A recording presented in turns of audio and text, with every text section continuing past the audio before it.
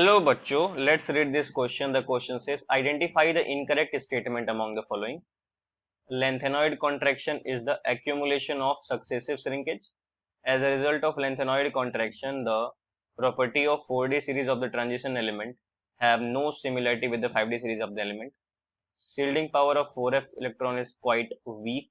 There is a decrease in the radii of the atoms or ions as one proceed from lanthanum to lutetium. इस question में जो की concept है वो है लेंथेनॉइड कॉन्ट्रैक्शन, मतलब हमको लेंथेनॉइड कॉन्ट्रैक्शन आना चाहिए।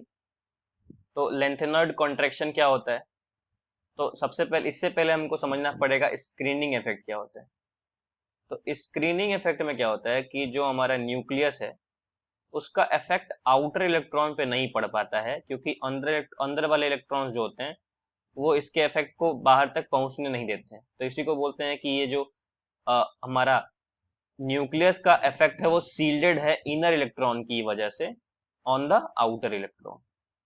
तो यहाँ पे क्या होता है कि जो हमारा स्क्रीनिंग पावर होता है एस और पी का, वो क्या होता है, स्ट्रांग होता है या फिर इफेक्टिव होता है, ऐसे बोल सकते हैं, स्ट्रांग सील्डिंग करते हैं।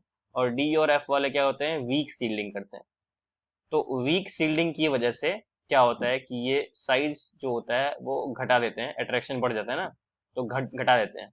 और एसपी वाले क्या होते हैं, साइज जो होता है वो बढ़ा देते हैं। तो अगर स्ट्रॉन्ग सील्डिंग होगा या फिर इफेक्टिव सील्डिंग होता है तो साइज बढ़ जाता है, और अगर वीक सील्डिंग होता है या फिर पुअर सील्डिंग होता है साइज घट जाता है। तो इसी को बोलते हैं लेंथेनॉइड कॉन्ट्रैक्शन, कि जब हम लोग क्या बोलते हैं, 4D सीरीज से 5D सीरीज में आते हैं, तो क्या होता है कि बीच में लेंथेनम और हॉफनियम के बीच में हमको 14f इलेक्ट्रॉन या फिर 14f एलिमेंट मिलते हैं, जिसमें फिलिंग f ऑर्बिटल में होती है। और हमको पता है कि f की स्क्रीनिंग पावर कम होने की वजह से यहाँ पे क्या होता है कि ये हमारे पास मान लीजिए 4D सीरीज में जो एलिमेंट है वो होता है यूट्रियम, जर्कोनियम होता है। तो जर्कोनियम और हॉफनियम ये जो है इनके बीच में सिमिलरिटी आने लगती है, साइज की सिमिलरिटी इन साइज। और सिर्फ यही नहीं, आगे भी जो हमारे पास एलिमेंट्स होते हैं इन दोनों ग्रुप में या फिर इन दोनों सीरीज में, इन दोनों सीरीज के जो एलिमेंट हैं वो सिमिलरिटी शो करते हैं साइज में, और आयन क्या बोलते हैं, आयनाइजेशन एंथैल्पी में भी शो करते हैं। ठीक है, इसी फिनोमिना को हम लोग बोलते हैं कि साइज की सिमिलरिटी आ गई है, मतलब साइज कॉन्ट्रैक्ट कर गया है। इसी को बोलते हैं लेंथेनॉइड कॉन्ट्रैक्शन। ठीक है, तो यहाँ पे क्या होता है कि अब ऑप्शंस चेक करने और बताना है। तो सबसे पहला ऑप्शन क्या दे रखा है कि lanthanoid contraction is the accumulation of successive shrinkage, सही दे रखा है। बहुत सारा श्रिंकेज होता है यहाँ पे, मतलब जनरली साइज जो होता है जर्कोनियम से हॉफनियम के बीच में डाउन द ग्रुप टॉप से बॉटम जाने पे साइज बढ़ना चाहिए था, लेकिन हो क्या गया यहाँ पे, सिमिलर हो गया है, क्योंकि लेंथेनॉइड कॉन्ट्रैक्शन की वजह से साइज घट भी रहा है। तो घटना और बढ़ना दोनों लग रहा है, बढ़ भी रहा है साइज, घट भी रहा है, दोनों अलग अलग फिनोमिना की वजह से, इसीलिए साइज सिमिलर हो चुका है। तो यही सिर्फ नहीं रहा, आगे भी हम लोग ये फिनोमिना कंसिडर करते हैं, और आगे भी न्यूबियम में और फिर टीए में, सब में क्या होता है, हमारा साइज सिमिलर होता है। तो पहला तो बिल्कुल सही है ऑप्शन।